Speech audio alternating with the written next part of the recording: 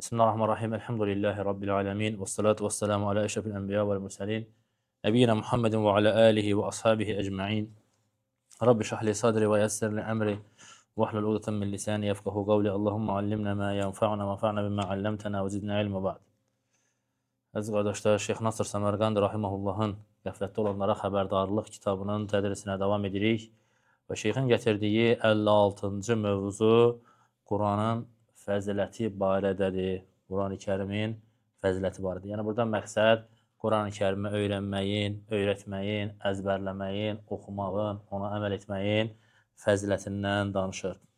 Və şeyxin zikr etdiyi dəlillərdən öncə əlavə başqa zikr etmədiyi bəzi dəlilləri zikr etmək istəyirəm ki, fayda daha da kamil olsun, daha geniş olsun. Bu məsələdə Rasulullah sallallahu aleyhi və səlləmin yetərli qədər hədisləri var. İslam alimləri də bu əməlin fəziləti barədə ayrıca kitablar yazıblar. Quranın fəziləti barədə 40 hədis var. Quranın əzbərləməyin fəziləti barədə ayrı kitabları var. Quranı daşıyanların ədəbləri barədə müstəqil kitablar yazılır. İstər qədimdə olsun, istər müasir alimlər olsun. Həmçinin sahabələr, tabinlər daimə bu əmələ insanları rəğbətləndiriblər.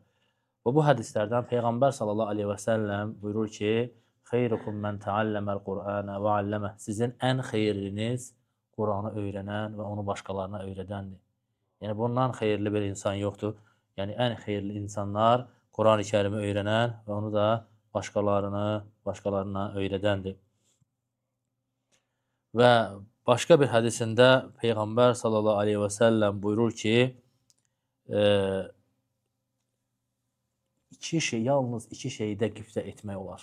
Yalnız iki şeydə qibtə etmək olar. Həsədlə qibtə arasında birinci bilmək lazımdır ki, fərq var. Həsəd nədir? Həsəd odur ki, neymət verilən bir şəxsdən o neymətin ondan qalxmasını ya sənə gəlməsinə, ya da ümumiyyətlə ondan qalxmasını istəməkdir. Bu həsəddir. Bu haram olan bir əməldir. Yəni, deyirsən ki, filan kəsin maşını var, niyə onda var, məndə yoxdur, onda olmasın, məndə olsun. Və yaxud onda olmasın, məndə olmasa da olar, onda da olmasın. Haram olan budur. Amma qibtə nədir? Bir kəsdə bir neymət görəndə onu təmənna etmək. Və bu da ümumiyyətlə dünya neymətlərində bu bəyənilmir. Qibtə bəyənilmir, lakin iki şey istisnadır. İki şeydə insan qibtə edə bilər. Və Rasulullah sallallahu aleyhi ve sellem bu hədisdə buyurur ki, qibtə yalnız iki şeydə olur. Birincisi odur ki, bir kişi Allah azze ve celle Quranı veribdir, Quranı nəsib edibdir. Yəni, Quranı əzbərləyib və onu deyir, gecə və gündüz ona əməl edir. Oxuyur, ona əməl edir. Və sən də təmanna edirsən ki, Allahım, ona verdiyin kimi mənə də nəsib elə Quranı. Mən də onun kimi oxuyum, mən də onun kimi əməl edim. Bu, icazəli qibtənin birincisidir. İkincisi də o kişiyə ki, Allah azze ve celle mal dövlət nəsib edib və Allah azze ve celle'nin yolunda gecə gündüz xərcləyər. Sən də təmanna edirsən ki, Allahım, ona verdiyin kimi mənə də mal dövlət nəsib et ki, mən də sənin yolunda gecə gündüz xərcləyim. Sırf mal üçün deyil. Malı təmanna etmirsən. Malı təmanna etmək, ona verdiyindən mənə də ver, bu nədir? Bəyənilən bir şey deyil. Lakin insan mal dövlət istəyə bilər Allahdan. Lakin filan kəsə veribsən, mənə də ver deyə yox. Lakin bu halda ki, Allahım, filan kəs kimi mən də gecə gündüz sənin yolunda xərcləyim, yəni sədəqə verənlərdən olum. Bunu təmanna etmək, bu da nədir? İcazəli növlərindəndir. Və həmçinin Allah azze ve celle Quran əhlini ucaldıbdır. Və Peyğəmbər sallallahu aleyhi və səlləm hədisdə buyurur ki, yəni yaşlı müsəlmana ikram etmək, Quranı daşıyana ikram etmək, hansı ki, orada həddini aşmır, bir də ədalətli başçıya hörmət etmək, Allah azze ve celləni təzim etməkdəndir, Allahı ucaltmaqdan sayılır. Və başqa bir hədisində Rasulullah sallallahu aleyhi və səlləm buyurur ki, ya ummul qavmə əqra'uhum li kitabillah. İnsanlara Allahın kitabını ən çox bilən imam durmalıdır. Əgər Allahın kitabında bərabərlərsə, o zaman sünnəni daha çox bilən imam durur. Əgər sünnədə də bərabərlərsə, o zaman hicrətdə birinci hicrət edən imam durur. Hicrətdə də eyni vaxtda hicrət ediblərsə, o zaman İslamı birinci qəbul edən bir rivayətə gəlir ki, yaşda böyük olan imam durur. Yəni bu da göstərir ki, Quran əhlini Allah Azza və Cəllə həmişə ucaltmışdır. Həmişə irəli çəkmişdir. Həm nəinki Allah Azza və Cəllə Quran əhlini bu dünyada ucaltmışdır. Quran əhlini Allah Azza və Cəllə həm bu dünyada, həm qəbir həyatında, həm də axirətdə önünə çəkmişdir. Belə ki, dünyada önə çəkməsi az öncə söylədiyimiz hədisə görədir ki, Quran əhlini Allah Azza və Cəllə imam seçməklə, onun Peyğəmbərimiz sallallahu aleyhi ve sellem onun imam olmasını əmr etməklə onları önə çəkib. Qəbir həyatında, Uhud döyüşündə baş verən hadisə dəlildir ki, Rasulullah sallallahu aleyhi ve sellem Uhudda qəbirlər qazdırır və sahabələrə nə deyir? Deyir ki, ən çox Quranı kim bilir? Çünki bir qəbirə 5, 6, 7 nəfəri bir qəbirə dəfn edirdilər. Və deyir ki, ən çox Quranı kim bilir? Birinci qəbirə onu indirin. Ən çox Quranı kim bilir? Qəbirə birinci onu indirin deyə əmr edərdi. Deməli, o bərzəx həyatında da bir Quran əhlini Rasulullah sallallahu aleyhi ve sellem önə çəkdi. Axirətdə isə hədis var. Peyğəmbər sallallahu aleyhi ve sellem buyurur ki, Quran sahibinə deyiləcək ki, oxu, yüksəl. Oxu, yüksəl. Sənin mənzilən Quranda son oxuduğun ayədə dayanacaqdır. Yəni, əzbərdə oxumaqdan, məsələn, əzbərdən oxumaqdan söhbət gedir. Yəni, hansı nə qədər ayə çox bilirsənsə, o qədər mənzilən yüksək olacaq. Ona görə sələflər deyərdilər ki, Quranın, cənnətin mənzilələri Quran ayələrinin sayı qədərdir. Yəni, bu hədisə görə ki, Quran ayələrinin sayı qədərdir. Oxu və yüksəl. Yəni, oxuduqca yüksələcək. Yəni, Quran hafizləri yəni, ən yüksək mərtəbəyə çatacaq. Yəni, Qurandan 100 ayə bilənlə 101 ayə bilən eyni deyil. Bir mərtəbə ondan yüksək olacaq. 100 ayə bilənlə 1000 ayə bilən eyni deyil, olmayacaq. 100 ayə bilən 100-cü mərtəbədə, 100-cü mənzilədə, 1000 ayə bilən 1000-ci mənzilədə olacaq. Bu da həm dünyada, həm qəbir həyatında, həm də axirət həyatında Quran əhlinin önə çəkilməsinə dəlildir. Həmçinin Peyğəmbər sallallahu aleyhi və səlləm bizlərə tövsiyə edir ki, Quran öyrənməkdə, yəni çətinlik də olsa, bundan geri durma. Hər insan eyni deyil. İnsanlar var, Quran öyrənməkdə çətinlik çəkir. İnsanlar var da onlar üçün asanlıqdır. Bu barədə Rasulullah sallallahu aleyhi və səlləm hədisdə buyurur ki, Əl-məhiru bil-Qur'ani ma'al səfərətil kiramil bərara. Deyir ki, Quranında mahir olan, Quranı gözəl oxuyan, Allahın yer üzündə gəzən mələkləri ilə bərabərdir. O ki, qaldı Quranı oxuyan və bunda çətinlik çəkən, ona məşəqqət olan insan üçünsə 2 əcr var, 2 savab var. Hər bir halda sən savab sahibisən, fəzilət sahibisən. Mahir olarsansa Quran oxumaqda, əlhamdülillah, nə gözəl. Olmazsansa, çətinlik çəkərsən, yenə də sənin itirəcəyin bir şey yoxdur. Sən nə deyir? Xeyir əhlisən. Və başqa bir hədisində Peyğəmbər sallallahu aleyhi ve sellem buyurur ki, o insanın ki, sinəsində Qurandan heç nə yoxdur, o deyir, xaraba evə bənzəyər. O sinə, o qəlb xaraba evə bənzəyər. Və başqa bir hədisində Peyğəmbər sallallahu aleyhi ve sellem deyir ki, kim Allahın kitabından bir hərf oxuyarsa, onun üçün bir həsənə var. Bir həsənə də 10 qarşılığında verilir. Mən demirəm ki, əlif, ləm, mim bir hərfdir. Deyirəm ki, əlif birdir, ləm bir hərfdir, mim də bir hərfdir. Yəni, əlif, ləm, mim dedinsə, nə qədər qazanırsan? 30 savab qazanırsan. 3 həsənədir, o da 30 savab edir. Təsəvvür edin, Bismillahirrahmanirrahim dedin, 19 hərfdir. 190 savab qazanırsan. Quran-ı Kərimdə ümumiyyətlə, qardaşlar, təxmini say 330 min hərf var. 330 min hərf var. Yəni, Quranı bir dəfə xətm etsən, 3 milyon 300 min savab qazanırsan. Quranın bir xətmində. Subhanallah, 3 milyon 300 bir xətmə. Hansı ki, sən gündə vaxtını bölə bilərsən, gün ərzində, vaxtını bölsən, düzgün bölsən, hər ayda ən azı bir dəfə Quranı xətm edə bilərsən. Ən azı bir dəfə xətm edə bilərsən. Gündəmində insanların oxunuş sürəti fərqlidir. Ən zəif oxuyan, deyək ki, saat yarıma bir cüzə oxuyur. Ən belə yeni oxuyan insanlar 1 saat yarım oxuyur. Yəni, təbii ki, Quranı normal üzündən oxuya bilənlər yarım saata bir cüzə oxuyur. Ortalama yarım saata oxuyurlar. 30 dəqiqə. Mən 30 dəqiqə demirəm, 1 saat da demirəm, 1 saat yarım deyirəm. Və 5 namaza böləndə 90 dəqiqəni. Yəni, az bir şey gəlir. Yəni, 20 dəqiqə gəlmir. Hər namazdan sonra 20 dəqiqə vaxt edib oxumağımıza vaxt edə bilərik. Və bu da ayda bir xətm edir. Hər ay 3 milyon 300 min savab edir. İlə 30-40 milyon savab edir. Hansı ki, o savabın 10-40 milyonun bir dənəsinə qiyamət günü ehtiyacımız olacaq. Yəni, insan o bir savaba görə, necə ki, ayədə Allah buyurur ki, يَوْمَ يَفِرُّ الْمَرْءُ مِنْ أَخِيهِ İnsan qardaşından qaçacaq. Və ummihi və əbihi və sahibətihi bəni. Atasından, anasından, zövcəsindən, uşaqlarından qaçacaq. O bir dənə savaba görə. Hətta deyəcək ki, insanoğlu deyəcək ki, ya Rəbbi, bütün övladlarımı, ailəmi, hamısını fəda edirəm, hamısını cəhənnəmə sal, tək mən xilas olum. Bir dənə savaba. Hansı ki, bugünkü günü biz milyonları itiririk. İldən 40 milyon savab qazana bilərik hər ay bir xətm etməklə. Təkcə Quran-ı Kərimlə. Və biz bunu itiririk, qiyamət günü bir dənə savabın davasını edəcəyik.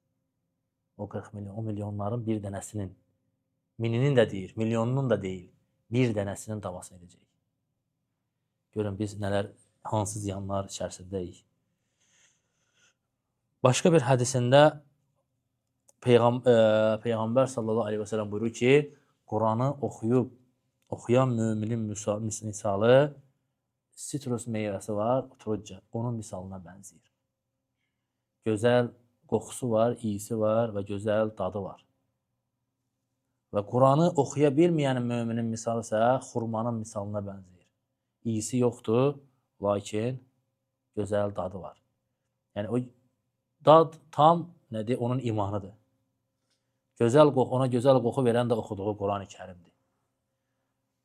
Həm iman gətirib, həm də Quran oxuyanın misalı nədir? Həm gözəl qoxu verən, həm də gözəl dadı olan o turunca deyilən sitrus meyvənin misalına bənzəyir.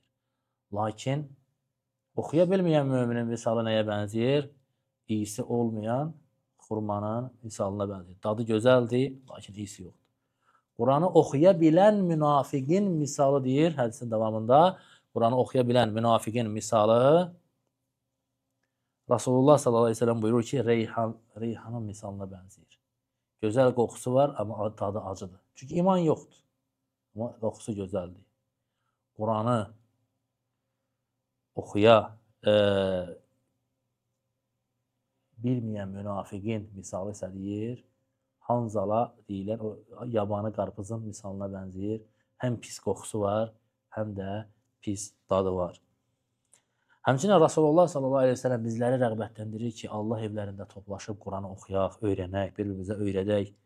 Bu barədə hədisdə buyurur ki, əgər bir toplum Allah evlərinin birində toplaşıb Allahın kitabını oxuyarlarsa, onları öz aralarında bir-birinə öyrədərlərsə, onların üzərinə sükunət iner, sakinlik iner. Onlara rəhmət bürüyər, onları mələklər dövrəyə alar və Allah azə və cəllə də öz toplumunda, öz qatında onları zikr edər. Başqa bir hədisində Rasulullah sallallahu aleyhi ve sellem buyurur ki, Quranı oxuyun. Çünki o, qiyamət günü onu oxuyan üçün şəfayətçilik edəcək. Quran sənə şəfayətçilik edəcək. Əgər ona doğrudan da oxuyub əməl edərsənsə. Və başqa hədisində Rasulullah sallallahu aleyhi ve sellem buyurur ki, Quran şəfayət edən və sahibi üçün şəfayət istəyəndir. Və eyni zamanda onu təsdiqləyəndir. Yəni, oxuyanın etdiyini təsdiqləyəndir. Kim onu oxuyub əməl edərsə, onu cənnətə aparar. Kim onu oxumayıb, onu ardına atarsa, ona fikir verməzsə, onu cəhənnəmə aparar. Və başqa bir hədisində Peyğəmbər sallallahu aleyhi və səlləm buyurur ki, qiyamət günü Quran-ı Kərim gətiriləcək və ona əməl edən insanlar gətirəcək. Onun da önündə Bəqara və Əl-İmran surəsi olacaq. Və Rasulullah sallallahu aleyhi ve sellem onları iki bulut parçasına bənzədi ki, iki bulut parçası kimi onları Quran əhlini kölgələndirəcək. Yəni Bəqara və Əl-İmran surəsi onları kölgələndirəcək. Və başqa bir hədisində Rasulullah sallallahu aleyhi ve sellem buyurur ki, Allahın yer üzündə əhli var, yəni xas qulları var. Onlar, sonra sahabələr deyir, ya Rasulullah, kimlərdir onlar? Peyğəmbər sallallahu aleyhi ve sellem deyir ki, bunlar Quran əhlidir. Quran əhli Allahın əhli, yəni onun xas qullarıdır. Allah Azə və Cəllənin seçilmiş qullarıdır.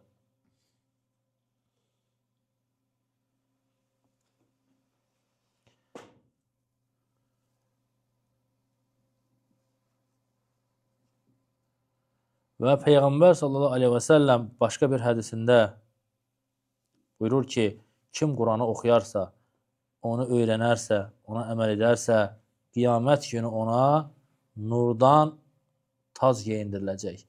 Onun işığı günəş işığı kimi olacaq. Və valideyninə də, onun valideynlərinin də başına qızıldan tac qoyulacaq və yaxud ona qızıldan paltar geyindiriləcək. Və onlar deyəcəklər ki, bu bizim hansı əməlimizə görədir? Biz hansı əməlin sahibi idik ki, bunu etdiniz? Bizə edildi. Onlara deyiləcək ki, övladınız Quranı əzbərlədi deyə. Yəni ona görə də valideynlər ən azından o insanlar ki, deyirlər artıq mən bacarmıram, gücüm çatmır hafiz olmağa, ən azından övladlarının Quran öyrənməsinə, onun Quranı əzbərləməsinə həris olsunlar ki, övladları ən azından onlar üçün qiyamət günü bu şəkildə fayda versin. Və başqa bir hədisində Peyğəmbər sallallahu aleyhi və səlləm yenə də Quran əhli haqqında buyurur ki, ey insanlar, mən də sizin kimi bir bəşərəm və Allahın, Rəbbimin elçisinin mənə gəlməsinə və mənim də ona cavab verməyimə az qalıb. Yəni, ölümün gəlməsinə az qalıb. Və mən sizin üçün iki əmanət buraxıram. Birincisi Allahın kitabıdır. Orada hidayət və nur var. Kim ondan tutarsa, ona əməl edərsə, o hidayət yolunda olar. Və kim ondan yan gedərsə, o yolunu azar. Və Allahın kitabını götürün, ona əməl edin. Və ikinci əmanət də əhl-i beytimdir. Sizə əhl-i beytimi əmanət edirəm. Sizə əhl-i beytimi əmanət edirəm. Sizə əhl-i beytimi əmanət edirəm. Və Rasulullah sallallahu aleyhi və səlləm burada əsas əmanət olaraq nəyə əməl etməyi? Quran-ı Kərimi oxuyub, ona sarılmağı, ona əməl etməyi ümmətinə vəsiyyət etmişdir. Başqa bir hədisində Peyğəmbər sallallahu aleyhi və səlləm buyurur ki, o insan necə pis insandır ki, deyir ki, mən Allahın kitabından filan ayəni unutdum. Əksinə deyir, o unutturulubdur. Çünki deyir, Quran bağından qaçan, cidarından qaçan dəvədən daha sürətlə insandan qaçır. Ona görə alimlər deyir ki, Quranı öyrənmək, əzbərləmək asaddır. Çətin olan onu saxlamaqdır. Onu təkrarlayıb əzbərlədiyini itirməməkdir. Və bu barədə çoxlu hədislər var. Bu yalnız əlavə faydalar idi və şeyxin də, Şeyx Nasır Səmərqand rahiməhullahın da gətirdiyi bəzi əsərlərdən də oxuyaq. Bu barədə deyir ki, Nəfi ibn Abdülhəris rahiməhullah radiyallahu anhu, Ömər radiyallahu anhunun Məkkədəki valisi idi. Məkkədə valisi idi. Və bir gün Mədinəyə gəlir, Ömər radiyallahu anhunun yanına gəlir Nəfi ibn Abdülhəris və müəyyən bir ehtiyacı üçün xəlifənin yanına gəlir və Ömər radiyallahu anhu ona soruşur ki, Məkkədə yerinə kimi təyin etdin? Yəni, çünki bir vali bir yer gedərdisə, səfərə çıxardısa, xilafətdə də həmçinin elə idi ki, xəlifə çıxardısa, yerinə bir nəfəri idarəçi olaraq təyin edirdi. Hətta Rasulullah sallallahu aleyhi və səlləm sağlığında Mədinədən çıxdığı bütün döyüşlərin hər birində Mədinə əhli üçün bir nəfəri yerinə təyin edərdi. Əmir olaraq təyin etmişdir. O Rasulullah sallallahu aleyhi və səlləmin qoyduğu bir sünnədir, bəlli olan bir yoldur. Və Ömer radiyallahu anh da soruşur ki, yerinə kimi təyin etdim? O da deyir ki, Abdurrahman ibn Əbzəni təyin etdim. Ömer radiyallahu anh ona deyir ki, sən deyir, Qureyşin, Peyğəmbər sallallahu aleyhi ve sellem nəslindən olan bir tayfanın başına bir köləni mi təyin etdin? Abdurrahman ibn Əbzə kölə olur. Deyir, ey əmrəl müminin deyir. Ey əmrəl müminin deyir. Mən deyir, onların başına Qur'anı ən çox, ən yaxşı bilənini təyin etdim. Qur'anı onların içində ondan yaxşı, gözəl bilən yoxdur. Deyəndə Ömər radiyallahu anh deyir ki, bəli deyir, həqiqətən Allah, bəli deyir, Allah Resulü sallallahu aleyhi ve sellem doğru buyurub ki, Allah bu Qur'anla bəzi insanları yüksəldər, bəzilərini alçaldar. Abdurrahman ibn Əbzə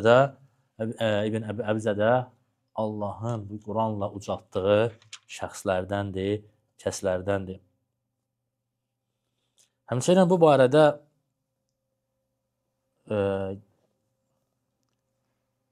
Ammar ibn Yasir rahimehullah buyurur ki, 3 sınıf insan var ki, onların haqqını yalnız münafiq aşağılayar. Onları yalnız münafiq aşağılayar. Birincisi ədalətli başçını, ikincisi İslamda yaşlaşmış bir ağsaqqalı, üçüncüsü də Qur'anı daşıyanı. Səd ibn Əbu Vakkas radiyallahu anh deyir ki, Qur'an-ı Kərimi kim gündüz xətm edərsə, axşama qədər mələklər onun üçün istiğfar edər. Kim onu axşam xətm edərsə, səhərə qədər mələklər onun üçün istiğfar edər. Ona görə də onlar daimə sevərdilər ki, Qur'anı səhər vaxtı xətm etsinlər. Hətta bəzilərindən varid olub ki, Qur'anı xətm etmək barədə, çünki Qur'anı xətm edəndə həmçinin sələflərin sözləri var ki, yəni Qur'anı xətm edəndə qəbul olan bir dua var ki, ona görə dua edərdilər. Düzdür, xorla deyil, insan özü Qur'anı xətm edən dua edir. Və onlar da sevərdilər ki, günün əvvəlində xətm etsinlər və yaxud axşamın əvvəlində. Çünki günün əvvəlində biri var, deyək ki, məsələn, əsrdə xətm edir, məğribə qədər onun üçün mələklər dua edəcək. Bir də var, sübh namazında xətm edir, məğribə qədər onun üçün dua ediləcək. Ona görə də həmişə günün əvvəlini ya məğribdən sonra xətm edərdilər, tamamlayardılar, sonuncu ayəni bitirərdilər, yaxud da sübh namazından sonra bitirərdilər. Və bəziləri yay fəslində səhər tezlərindən xətm edərdilər ki, gün daha uzun olduğu üçün axşama qədər mələklər onun üçün istiğfar etsin. Qış fəslində isə axşam namazından sonra xətmi tamamlayardılar ki, gecə uzun olduğuna görə səhərə qədər mələklər onun üçün istiğfar etsin. Peyğəmbər sallallahu aleyhi və səlləm bir hədisində buyurur ki, Qur'anı sirli oxuyan, gizli oxuyan, gizli sədəqə verən kimidir. Qur'anı uca səslə oxuyan da açıq sədəqə verən kimidir. Yəni, ikisi də icazəlidir, ikisinin də sədəqədə olduğu kimi, ikisinin də savabı eynidir. Və bu, Qur'anın fəziləti barədə təbii ki, bütün dəlillər deyil, dəlillərdən bəzisidir və ona görə insan həris olmalıdır. Qur'anı oxuya bilməyən insan çalışmalıdır, öyrənsin. Oxuya bilən oxunuşunu düzəltsin, oxuyub oxunuşunu düzəldən əzbərləməyə çalışmalıdır.